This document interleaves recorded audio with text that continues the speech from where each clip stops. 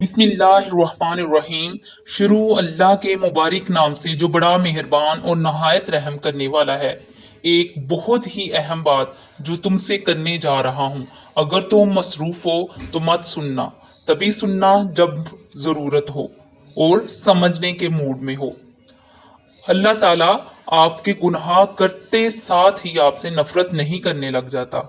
वो आपको एकदम से रद्द नहीं करता।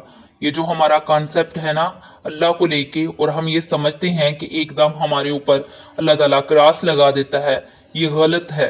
ये कॉन्सेप्ट लोगों ने बनाया है और ये तुमने लोगों से सीखा है। मैं तुम्हें एक बात बताऊं, जब तक आप जिंदा हैं अल्लाह ताला ने आपको मोहलत दी हुई है। जब तक आप जिंदा हैं अल्लाह ताला आपसे मायूस नहीं हुआ। इसका और आपका ताल्लुक सजा और जजा से हट के कुछ और भी है। इसने अपने 99 नाम आपको क्यों अता किए? कभी सोचा, कभी गौर किया इस बात पे? इसलिए कि ताकि आप अल जब्बार पर ही अड़े रहें, बल्कि अपने रब को समझने की कोशिश भी करें।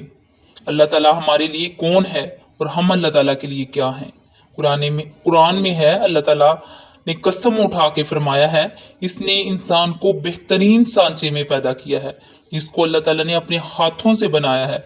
और आप खुद ही बताएं, जिस शय को इतने प्यार से बनाया जाए, क्या जरा जरा सी बात पर इसका मालिक इसको नापसंद करने लगता है? नहीं, ऐसा नहीं होता। हम दरअसल कभी अल्लाह ताला को समझने की कोशिश ही नहीं की। हमने इस बात पर गौर ही नहीं की कि अल्लाह ताला से हमारा ताल्लुक सजा और जजा से हट के भी है। इस बात को सोचना जरूर।